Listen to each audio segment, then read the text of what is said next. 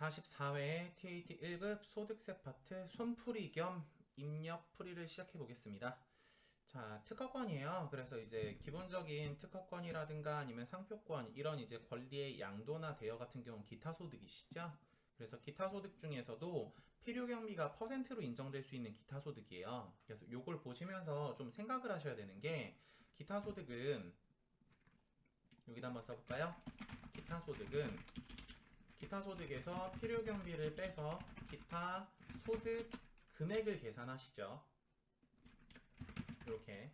근데 요 필요 경비가 인정되는 게 퍼센트가 인정되실 때는 둘 중에 큰 거예요. 그래서 어떤 거냐면 맥스 가로 열고 실제 지출 경비와 되셨죠? 그러고 아래다 써볼까요? 잘 안 보이니까 여기다가 기타 소득 곱하기 퍼센트한 금액 중에 큰 걸로 가셔야 돼요. 이제 보통 실제 경비가 안 나와요. 근데 실제 경비가 있으시면은 모니터에 뜨는 금액을 믿으시면 안 돼요. 아셨죠? 그래서 모니터에 뜨는 금액과 문제에 주어준 실제 지출 경비를 비교해서 둘 중에 큰 걸로서 입력을 해주실 수 있도록 해주셔야 됩니다. 아직 TAT 시험에서는 그렇게 나온 적이 없는데 전산세무에는 나온 적이 있거든요. 그래서 그거 하나 생각해 주시고요. 다음에 기타 소득 같은 경우는 원천징수가 이제 기본적으로는 20%, 그러고 지방소득세가 그거에 대한 10% 하셔서 이제 총 원천징수는 22%, 지방소득세 포함해서 그렇게 원천징수가 되실 거예요. 그래서 간단한 손계산을 한번 해보면 아래 내려오시게 되면은요, 지금 문제에서 실제 지출 경비 얘기가 없어요. 그러고 위에 오시면은 금액이 양도 금액이 2천만 원이라 그랬거든요. 그럼 이제 아래다가 하단에다가 살짝 계산을 한번 해보면 기타 소득이 2천만 원에 다음에 마이너스 맥스 다음 그러고 실제 지출 경비가 없고요. 다음에 기타 소득 2천만 원에 곱하기 60%를 한 금액을 빼서 그럼 나오시는 금액이 800만 원이실 것 같아요. 되셨죠? 여기에 곱하기 기타 소득 금액이 곱하기 22%를 하셔서 총 원천징수 세액이 되시는 거예요. 되셨죠? 근데 이제 모니터에 뜨실 때는 소득세 따로, 지방소득세 따로, 20% 따로, 2% 따로 이렇게 분리돼서 나오실 겁니다. 그래서 800만 원에 대한 20% 부분은 계산기 곱해 보시게 되면은 160만 원이시고요. 다음에 지방소득세 부분이 16만 원이 나오실 것 같네요. 괜찮으시죠? 요거 이제 입력 한번 해볼게요.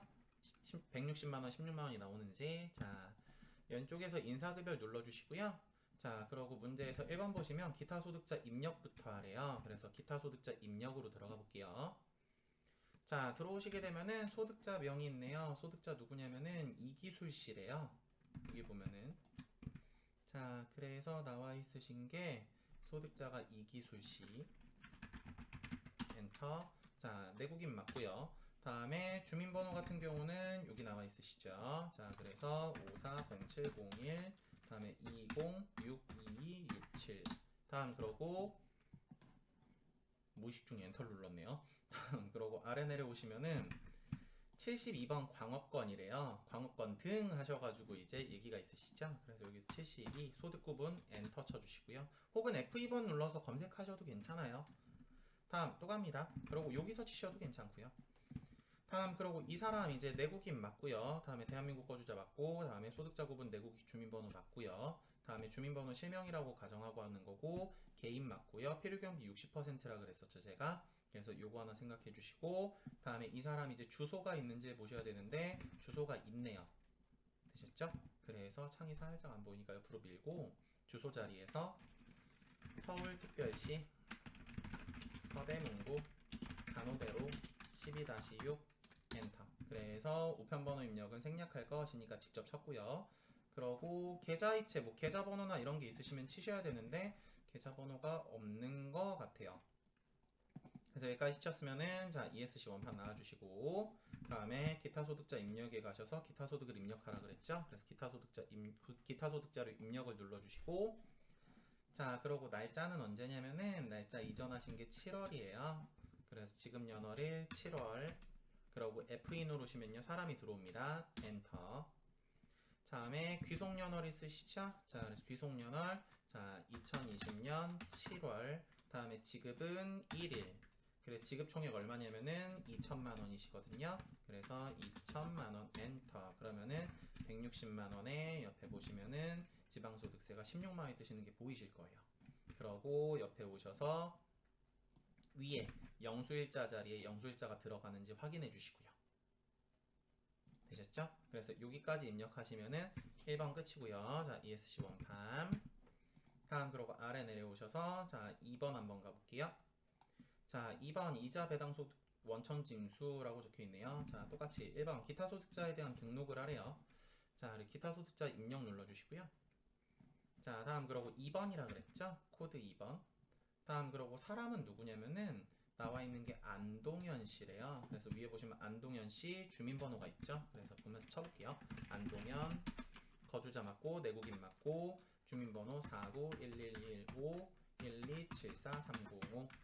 자, 그러고 나와 있으신 게 소득급은 122번 비영업 대금의 이익이네요. 122. 자, 그러고 여기까지 입력하시고 다음에 주소가 있으시죠? 우편번호 입력 생략. 자, 그럼 주소 자리 가셔서 바로 서울특별시 강남구 역삼로 106 엔터. 되셨죠? 자, 그러고 계좌번호가 있는지 한번 봐볼까요? 자, 계좌번호는 안 나와 있네요. 자, 마저 계속 가보겠습니다. 자, 다 되셨으면요. 자, ESC 원판. 자, 그러고 비영업 대금의 이익 같은 경우는 다시 이자소득부터. 이자소득은 그 자체가 이자소득 금액이고요. 여기에 비영업 대금의 이익 같은 경우는 원천징수율이 25%, 지방소득세까지 포함하시면요 27.5%가 돼요. 그래서 나와 있으신 지금 이자 소득이 얼마냐면은 45만 원이랍니다. 그래서 이 자리가 45만 원이에요. 그래서 45만 원 곱하기 0.25부터 해보게 되면은 11만 2,500원이거든요. 그래서 11만 2,500원이 원천징수. 그러고 여기에 10%에 해당하시는 11,250원이 지방소득세로 뜨실 것 같네요. 되셨죠? 자, 그래서 두 번째 보면은 이자 배당소득자료 입력이라고 있으시죠? 자, 들어가 볼게요. 이자 배당소득자료 입력. 자, 지급하신 날짜는 언제냐면은 지금 나와 있으신 게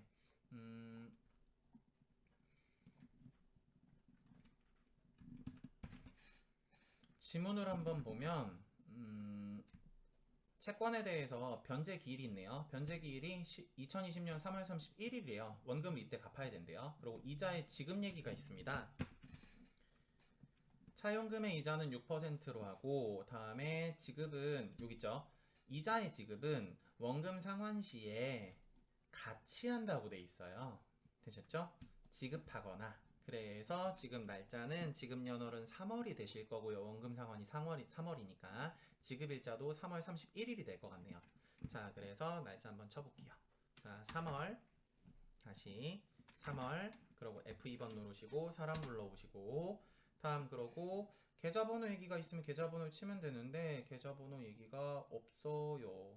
없죠? 아, 여기다 적혀있네요. 회사는 원금 상환일에 이자를 지급한다. 자, 그래서 없고요. 자, 그러고 옆에 오시게 되면은 과세 구분 자리에서 입력할 수 있는 건 입력을 다 해주는 거예요. 과세 구분이 지금 H 고율 과세래요. 자, 그래서 H 고율 과세 엔터. F2번 누르시면 창이 열립니다. 조그만 칸에서. 자, 그러고 지금 나와 있으신 게 나머지 얘기는 없고요. 저는 이제 보통 영수일자를 다 치는 편이거든요. 그래서 영수일자 가셔서 지급하신 날짜 자 2020년 3월 31일 쳐주시고요. 자, 귀속월은 2022년 3월, 지급일자는 31일. 다음에 채권 이자 구분 자리시죠? 그래, 채권 이자가 66번이래요. 그래서 여기 자리에서 66 쳐주시고요. 이자 지급 기간 같은 경우는 계산 기간이 언제부터 언제까지였냐면은 1월서부터 3월 31일까지였죠. 그래서 여기 이자 지급 대상은 2020년 1월 1일부터 2020년 3월 31일. 그리고 금액은 이제 얼마냐면은 이자가 45만 원이었죠. 그래서 들어가시는 게 45만원 엔터 하시게 되면 옆에 소득세가 아까 계산해 드렸던 금액이 나오시게 됩니다. 되셨죠? 그러고 문제 2번 다음에 원천징수 이행상식고서 가세요 이런 말은 없으니까 그건 채점 기준이 아니라서 넘어가진 않겠습니다. 그래서 입력 다 하셨으면 ESC 원판 나와주시고요. 다음 그러고 아래 내려가서 자 3번 가볼게요. 자 연말정산 얘기. 연말정산 근로소득 원천징수 영수증을 작성을 하래요. 그럼 부양가족은 잘 들어가 있나 보네요. 자 그럼 이제 아래 내려와 보시게 되면은 이 사람 지금 처음에 나온 게 보장성 얘기가 나왔네요. 근데 이제 저축성은 당연히 안 되죠. 자, 보장성을 지금 누구 거 제출을 하셨냐면은 송성준 씨 거래요. 그래, 송성준 씨가 55만 원 지출하셨는데 위로 한번 올라와 볼게요. 송성준 씨가 여기네요. 소득이 없고 이 사람이 지체장애인이래요. 자, 그럼 아래 내려오셨을 때 지금 왼쪽에 종류를 보시면 보장성이거든요. 그리고 뭐 장애인 생명보험 이런 것도 아니에요. 그러다 보니까 이 사람이 장애인이어도 장애인 보험에 가입한 게 아니라 일반 보장성 보험료에 가입을 한 거예요. 되셨죠? 그리고 이 사람 같은 경우는 지금 장애인으로서 지금 공제를 받을 수 있다라고 지금 입력이 돼 있는 상태니까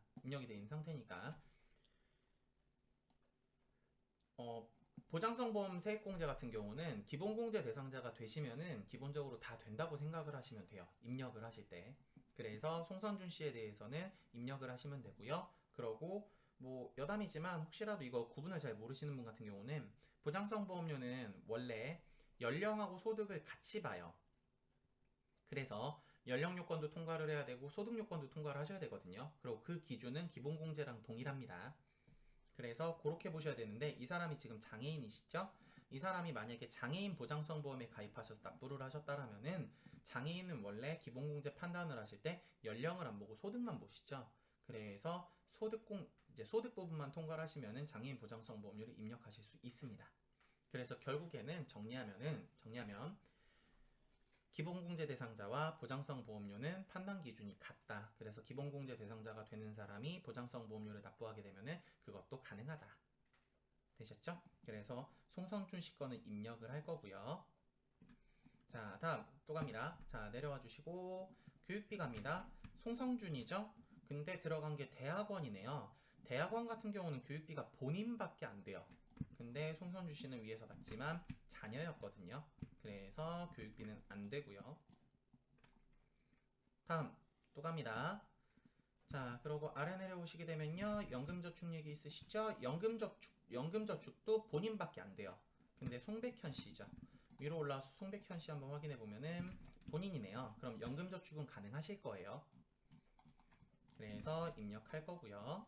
자, 다음 그러고 아래 내려오시면은요. 자, 월세납입 영수증 있으시죠? 송백현 씨가 하셨네요. 자, 그래서 연금저축 말고 월세 같은 경우도 기본적으로 총급여가 7천만 원 이하인 무주택 세대주 같은 경우는 공제를 받으실 수가 있거든요. 물론 종합소득금액도 판단을 해보셔야 되는데 문제는 그렇게까지 디테일하게 나온 적이 아직 없어서 자, 그래서 지금 나와 있으신 게 급여기가 없으시네요. 그러면 들어가 보시면은 급여가 뜨실 거예요. 그래서 일단 저는 된다라고 생각하고 보고 한번 자료 들어가 볼게요.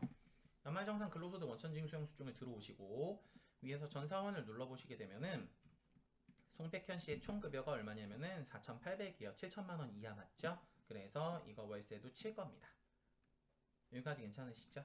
자, 그래서 위로 올라오셔서 처음서부터 보장성부터 가볼게요. 그러고 AT 같은 경우는 각자 탭을 좀 나눠서 치시죠. 그래서 문제 보시면 지금 같은 경우는 안 나왔으니까 제가 탭을 좀 봐드려야 되겠네요. 소득공제 같은 경우는 보통 이제 뭘 치냐면은 보험료나 아니면 이제 들어가시는 게 교육비나 되셨죠? 이런 것들을 이제 소득공제 탭에 쳐주셔야 되고요. 보통은 이제 주어주는 편이거든요. 그리고 의료비는 의료비 자리에 맞춰서 또 쳐주셔야 되고요. 다음 그리고 기부금은 또 기부금 자리에 맞춰서 쳐주셔야 돼요. 다만 기부금을 입력하시고 나면은 조정 명세를 가셔서 옆에 연말정산 이제 넘기는 자료 이제 버튼을 클릭해 주셔야 돼요. 그건 지금 기부금이 없으니까 다음 그러고 신용카드로 가셔서 신용카드도 신용카드 자리에 마저 또 쳐주셔야 되고요. 되셨죠? 그러고 지금 보여드린 거 말고 그 외 나머지는 전산명세 가셔서 바로 치시는 거예요. 되셨죠? 그래서 여기서 이제 나올 수 있는 게 대표적으로 연금저축 같은 경우들. 이거 아니면은 이제 또 나올 수 있는 게 장기주택 저당 얘기. 되셨죠? 그래서 장기주택 얘기. 그래서 클릭하셔서 입력하시는 얘기. 괜찮으시죠? 자, 그래서 소득공제 자리부터 보험료부터 가보겠습니다. 자, 그래서 보험료가 송선준 씨 거 있었죠? 자, 그래서 송성준 씨 자리에서 첫 번째 자리가 국세청이에요. 그래서 여기 보면 국세청이시거든요. 위에가. 그리고 아래가 기타예요. 근데 지금 자료 보시면 국세청 자료가 맞죠? 그래서 55만 원을 국세청 자리, 보장성 자리에다가 55만 원을 쳐주시고요. 다음, 장애인이 아닌 건 제가 설명을 드렸죠. 장애인 보장성은 아닌 건. 다음 내려가 볼게요. 교육비는 안 되고, 다음에 연금저축 같은 경우는 제가 전산명세 가서 탭을 바꿔서 쳐야 된다 그랬죠. 그래서 아래서 연금저축 클릭해 주시고, 다음 그러고 나와 있는 게 연금저축이시죠? 자, 그래서 구분자리 맞춰 놓으시고 연금저축 3번. 자, 금융회사 F2번. 자, 금융회사는 국민은행이네요. 자, 그래서 국민 엔터, 주국민은행 엔터. 계좌번호는 012365 012365. 자, 그러고 뒤에가 4789 엔터. 자, 불이금액은 400만 원 있으시죠? 4뿔뿔 엔터. 확인. 자, 그러고 이제 아래 내려가셔서 마지막으로 치실 게 뭐 있냐면은 월세 있죠? 자, 그러고 월세 같은 경우도 아래 내려오시면요. 월세액 자리가 있어요. 되셨죠? 아까 제가 월세 안 꼽아드렸는데 처음에 제가 탭 어디 있는 거 빼고 나머지는 다 전산명세 가서 치셔야 돼요 라고 얘기를 드렸죠. 그래서 월세액 자리 찍어주시고 월세액이 쭉 마저 치시면 돼요. 잘 안 보이니까 옆으로 좀 밀고 월세 자리 가셔서 자, 임대인 성명. 자, 이수자씨.